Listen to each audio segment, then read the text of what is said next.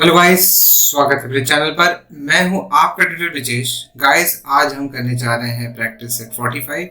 लेकिन practice set 45 कर करने के पहले मैं थोड़ा सा रिकैप करवा दूंगा आपको। लास्ट प्रैक्टिस सेट जो 44 था उसमें हमने क्या किया, मे भी शायद से कई बच्चों को प्रॉब्लम आया होगा, मे भी नहीं भी आया होगा, लेकिन फिर भी मैं कोशिश करूंगा कि आपका प्रैक्टिस सेट 44 आपके मतलब बोलते ना, आपके अंडरस्टैंडिंग के हिसाब से परफेक्टली दिमाग में बैठ गया होगा। इस हिसाब से हम लोग थोड़ा सा रिकैप भी कर लेंगे एंड देन उसके बाद आगे बढ़ेंगे प्रैक्टिस एट 45 में। सो चलिए शुरुआत करते हैं। Let us move on. आपको पता ही है आपको क्या करना है। अगर आपको ये वीडियो पसंद आता है तो आपको लाइक करना है, एंड लाइक वैसे भी करना ही है। अच्छा, आप लोग कमेंट नहीं करते यार, प्लीज कमेंट कर दिया करो, बिकॉज कमेंट करने से वीडियो की रीच थोड़ी बेटर होती है। तो कमेंट करोगे, रीच बेटर होगी, काफी और ऐसे बच्चों को बेनिफिट हो पाएगा, तो फिर it is going to be helpful for others as well. ठीक है, एंड देन आगे बढ़ते हैं हम लोग। शुरुआत करते हैं हमारा ये पर्टिकुलर क्लास का। अच्छा, आपको अगर नहीं पता होगा, मे बी शायद से आप लोगों को पता भी होगा, लेकिन आप लोगों ने अभी तक ध्यान नहीं दिया होगा, तो आपका ट्यूटर करके एक एप्लीकेशन भी लॉन्च किया है मैंने। सो इसको डाउनलोड करो एंड देन आप डाउनलोड करके रखो, बिकॉज अभी तो मैंने तो फिलहाल अभी इसमें कुछ डाला अपने स्टैंडर्ड के हिसाब से, तो मैंने कुछ डाला नहीं है अपने स्टैंडर्ड के हिसाब से, राइट गाइस? या चलो आगे बढ़ते हैं। शुरुआत करेंगे अपने इस पर्टिकुलर क्लास की। Let's start. Just a minute. या तो ये है मेरा एप्लीकेशन एंड देन आप लोगों ने अभी तक अगर मेरा टेलीग्राम का ग्रुप ज्वाइन नहीं किया तो please join this group and अच्छा, टेलीग्राम का ग्रुप ज्वाइन करने से आपको बेनिफिट क्या होगा, तो जो अपडेट्स होंगे वो आपको मिल जाया करेंगे।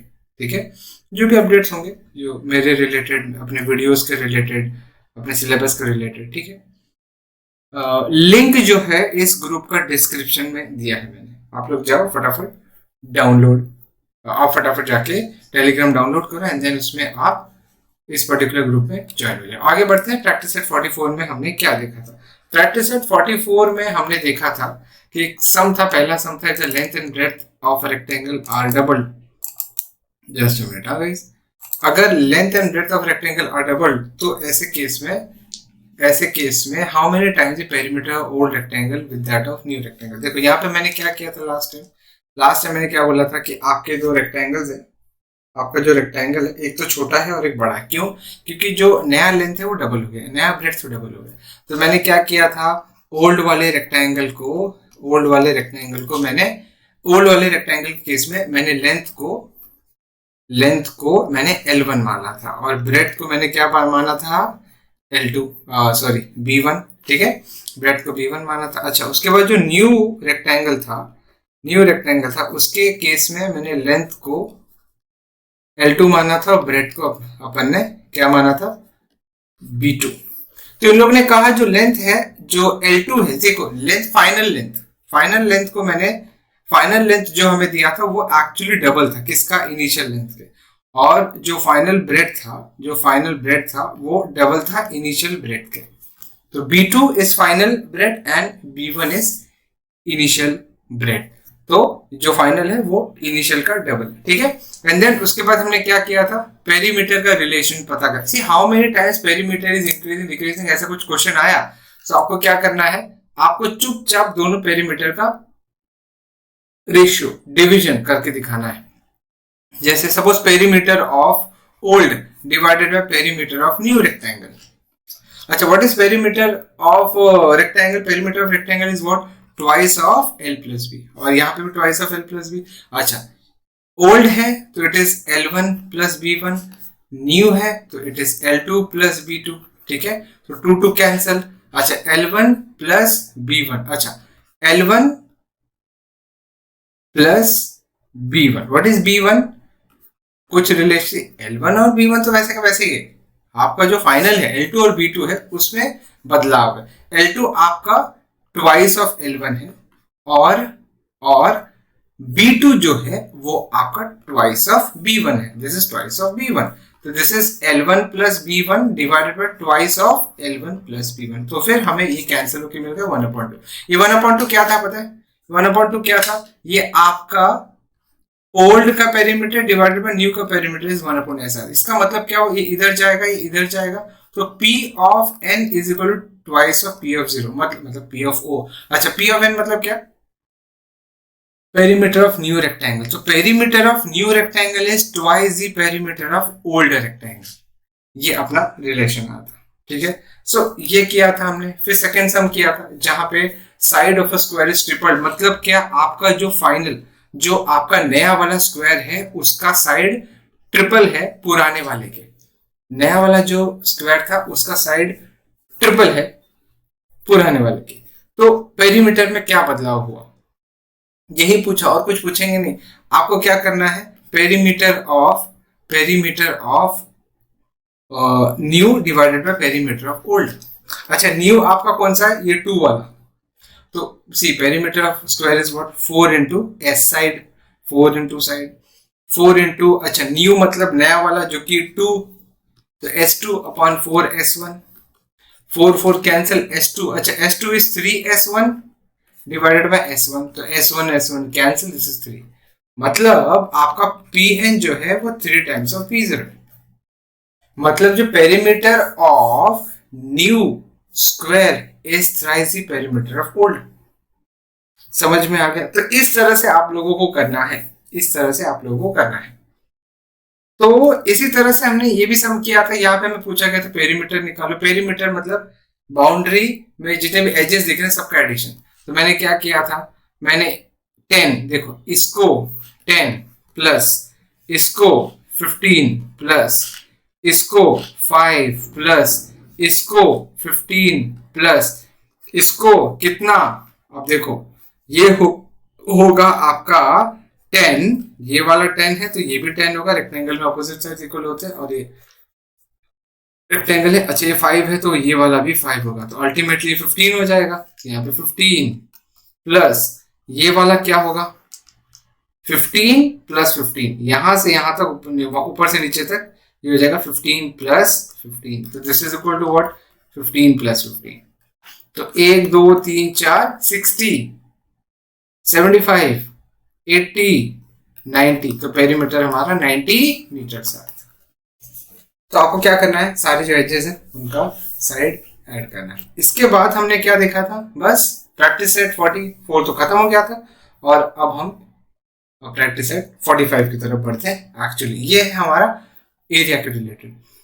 पहला सम कहता है if the side of square is 12 centimetre,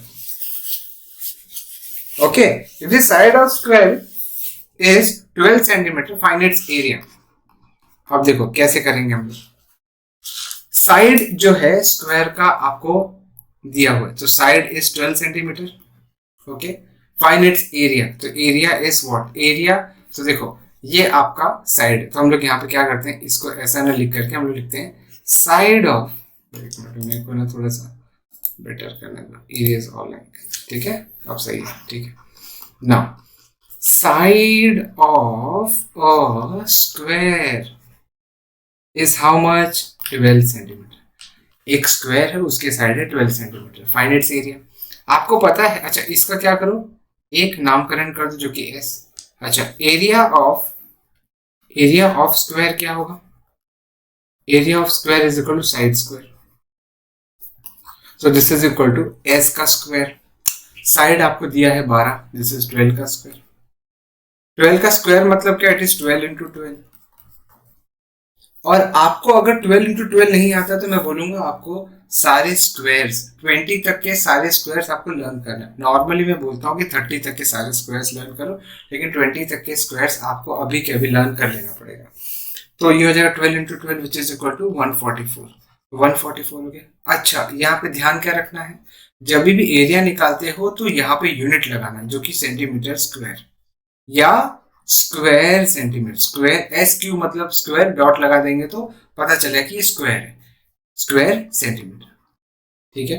तो जब भी आप एरिया निकालोगे आपको यूनिट लिखना है, एरिया मतलब सेंटीमीटर स्क्वायर या स्क्वायर सेंटीमीटर, लेकिन अगर यही पेरीमीटर होता तो आप स्क्वायर सेंटीमीटर नहीं लिखते या सेंटीमीटर स्क्वायर नहीं लिखते, आप खाली सेंटीमीटर लिखते। ओके, तो आप लोग को ये सारी चीजों का ध्यान में रखना है। आप लोग जब भी लिखोगे मेंशन करना है, देखो जब भी आप सम स्टार्ट करोगे आप लोग को मेंशन करना है कि साइड ऑफ स्क्वायर या साइड ऑफ रेक्टेंगल, जो भी आपको दिया हो आपको मेंशन करना है वहां पे। फिर जब आप एरिया ऑफ स्क्वायर का फॉर्मूला लिख रहे हो, जब आप एरिया ऑफ रेक्टेंगल का फॉर्मूला लिख रहे हो, तो आप प्रॉपरली लिखो। बहुत ज्यादा शॉर्टकट पाने की जरूरत नहीं है, स्टेप्स छोटा करने की जरूरत नहीं है। आप जितना हो सके, जब तक आपके मैथ्स में बहुत अच्छे मार्क्स नहीं आते तब तक आपको मेथड को शॉर्ट नहीं करना है। आपको जितना हो सके डिस्क्रिप्टिवली पेपर को लिखना है, सब्जेक्टिवली लिखना है, ब्रीफ स्टेप बाय स्टेप लिखना है, हर एक स्टेप लिखना है, आपका आंसर गलत नहीं होगा। अब देखो ये फर्स्ट था। दूसरा क्वेश्चन क्या है आपका? दूसरा है length of a rectangle is 15 centimetre. चलो लिख करते हैं, सॉल्व करते हैं। लेंथ ऑफ रेक्टेंगल, तो हम क्या लिखेंगे? Length of a rectangle, length of a rectangle, length of a rectangle is equal to 15 centimetre. अच्छा इसको लिखेंगे एल, ये आपका एल हो जाएगा। And breadth is what? Breadth, breadth is what? Breadth is equal to, breadth is equal B which is equal to 5 centimetre. तो आपका length हो गया, ब्रेड्थ हो गया। आपको क्या पूछा है? एरिया किसका? Area of rectangle. तो area of, therefore area of rectangle, area of rectangle is equal to what? Length into breadth, length into breadth. This is equal to, what is length? What is length? Length is nothing but 15. What is breadth? Which is 5. आपको length दिया है, आपको breath दिया है, डालो 15 Pfizer होता है 75, and ये 75 क्या है? अल्टीमेटली आपका सेंटीमीटर स्क्वायर। क्या है ये? एरिया। एरिया तो यूनिट क्या लिखना है? Centimetre square. अच्छा आप अगर स्क्वायर सेंटीमीटर लिखते हो तो भी गलत नहीं है, ठीक है? तो आपको ध्यान में रखना है कि यूनिट भाई आना जरूरी है। इसी तरह से इसी तरह से अगले सम की तरफ। अच्छा एरिया ऑफ रेक्टेंगल सब कुछ बराबर लिखा, आपको कैसे प्रेजेंट करना है देखो। अब आगे बढ़ते हैं तीसरे क्वेश्चन की तरफ, ठीक है? Area of rectangle is 102 centimetre square. देखो आपको दिया क्या, पहले क्या लिखना है? जो चीज दी गई है वो एरिया ऑफ रेक्टेंगल, तो हम यहाँ पे लिखेंगे area of a rectangle, area of a rectangle is equal to 102 square centimeter. Area of rectangle is 102 square centimeter. Find its length. So हमें क्या निकालना है? Length, length of rectangle. आपको लेंथ निकालना है। अच्छा लेंथ ऑफ रेक्टेंगल आपको निकालना है, नहीं लेंथ ऑफ रेक्टेंगल दिया है, सॉरी लेंथ ऑफ रेक्टेंगल दिया आपको। Okay okay, length is 17 centimetre. निकालना क्या है? Perimeter. So perimeter of rectangle is what? Perimeter is what? तो ऐसे केस में आप लोग को एक चीज का ध्यान रखना है कि जो चीज गिवन है, जैसे एरिया ऑफ रेक्टेंगल गिवन है तो आपको एरिया का फॉर्मूला लगाना है, ठीक है? एरिया दिया होगा, पेरीमीटर दिया होगा, कुछ भी ऐसा बड़ा चीज दिया होगा जो फॉर्मूला के बिना नहीं आ सकता, मतलब जो फॉर्मूला से आया है, जिसका फॉर्मूला है वही उसकी वैल्यू दे रखी है, तो आपको उसका यूज करना पड़ेगा, करना है पहले। तो यहाँ पे एरिया ऑफ रेक्टेंगल दिया है, तो area of rectangle, area of rectangle, area of rectangle is equal to what? This is equal to length into breadth. Okay. Area of rectangle की वैल्यू पता है तो उसके एरिया के नीचे 102 लिखेंगे। This is equal to what? Length. What is length? 17। What is breadth? नहीं पता। सो देयरफॉर अपना 102 वहां का वहां रहेगा। राइट साइड में आपकी जो वैल्यू है 17 वो इसके डिनोमिनेटर में आ जाएगी, एंड देन राइट साइड में आपका b जो है वो b वैसा का वैसा, ठीक है? 17 के टेबल में 102 कब आता है? 6 टाइम्स आता है। तो देयरफॉर आपका जो ब्रेड्थ हो गया ना, आपका जो ब्रेड्थ हो गया, ब्रेड्थ हो गया 6 सेंटीमीटर। आपका ब्रेड्थ हो गया 6 सेंटीमीटर। ओके, आपने यूज किया एरिया ऑफ रेक्टेंगल का वैल्यू, उसका फॉर्मूला लगा करके आपने अकॉर्डिंगली ब्रेड्थ निकाला। ब्रेथ निकालने के बाद आपको एरिया पेरीमीटर का फॉर्मूला लगा करके आपको पेरीमीटर निकालना। So therefore perimeter of rectangle is, therefore perimeter of rectangle, perimeter of rectangle is twice of L plus B।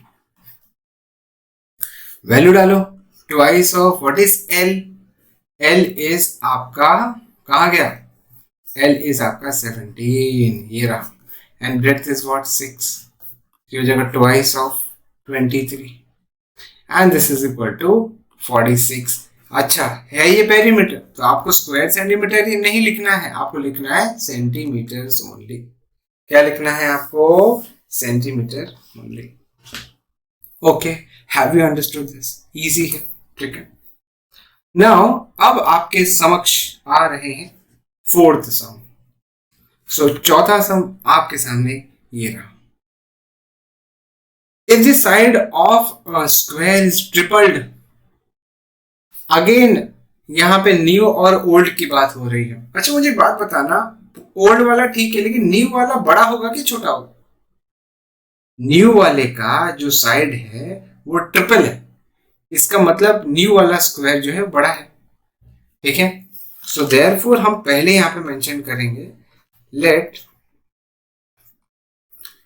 The side of old square, let the side of old square is equal to S1 and the side of new square is equal to S2। Let the side of old square is S1 and let the side of new square is S2। अब हमें क्या करना है? Area का relation, basically आपको compare करना है दोनों का एरिया। यहाँ पे क्या बोला? How many times will its area be compare to the area of original square. मतलब आपका जो अभी स्क्वायर आया है उसका एरिया पुराने वाले स्क्वायर के एरिया से उसका क्या रिलेशन है, बढ़ गया है, घट गया है, कितना गुना बढ़ गया है, वो निकालना है। कुछ नहीं करना आपको, आपको सिर्फ यहाँ पे देखो। अच्छा इन्होंने ये दे रखा है as per given condition, data लिखना जरूरी है ना। As per given condition, as per given condition, condition के हिसाब से आपका जो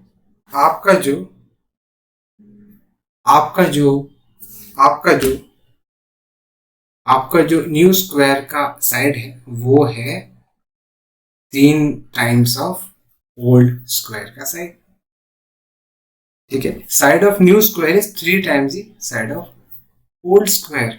यहाँ पे ट्रिपल बोला तो 3 टाइम्स, ट्रिपल मतलब 3 टाइम्स। सो अभी आपको क्या निकालना है? आपको जब भी कंपैरिजन आता है ना तो आपको ऐसा करना है कि रेशियो निकालना, एरिया ऑफ ओल्ड स्क्वायर, और इसके लिए आप AO लिख लो, ऐसी notation, upon area of new square that is AN is equal to, अच्छा एरिया ऑफ ओल्ड स्क्वायर क्या हो जाएगा? Area of square is what? See area of square is, area of जो स्क्वायर है वो है आपका side square. Okay, so this is equal to S1 square divided by S2 square. New के लिए S2 है और ओल्ड के लिए S1। So this is what. अच्छा आपको S2 in terms of S1 दिया है तो आपको S2 की जगह पे 3S1 डालना है। आपको S2 की जगह पे 3S1 डालना है एंड उसका स्क्वायर।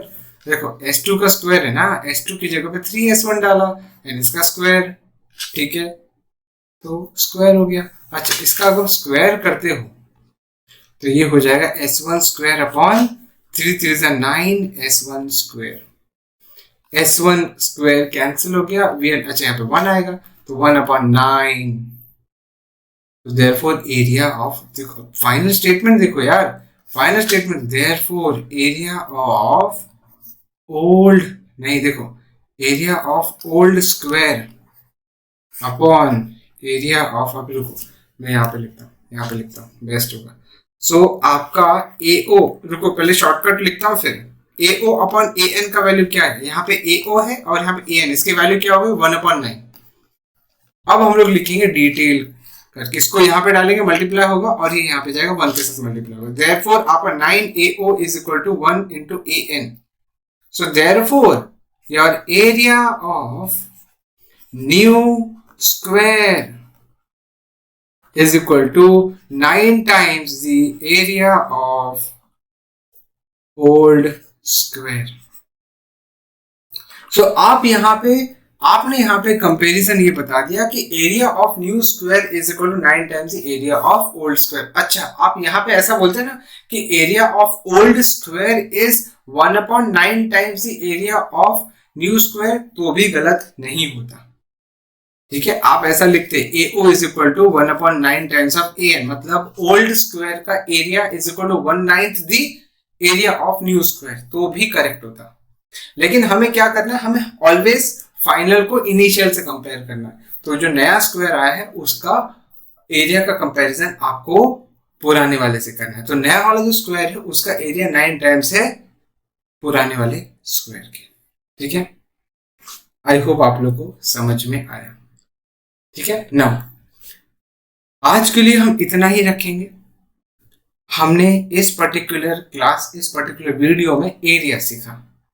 ठीक है, हमने इस पूरे चैप्टर में पेरीमीटर, एरिया, कुछ बेसिक्स हमने सीखी है। इसका एप्लीकेशन आपको आता रहेगा, करना है, एंड देन आपको जितना हो सके प्रैक्टिस करना है। ठीक है, तो इस क्लास के लिए हम इतना ही रखेंगे। हमने 4 सम किए। ठीक है, चारों अपने आप में यूनिक थे, चारों अपने आप में अच्छे थे, और भी होंगे मेरे ख्याल से। अगले क्लास में हम सॉल्व्ड एग्जाम्पल्स देखेंगे। ठीक है, तो बने रहे मेरे साथ। Let us meet in the next class, we'll do solved examples. Till then, take care. Thank you very much for being with me. Thank you very much for watching this video. Subscribe जरूर करना channel को, and like करके जरूर जाना video को। Comment करो यार, भर भर के कमेंट करो। कमेंट करो आपको क्या अच्छा लगा वीडियो में आपको क्या, कौन सा पार्ट अच्छा लगा, प्लीज कमेंट, एंड देन उसके बाद आप लाइक जरूर करना। Thank you very much. To take care of yourself. Bye.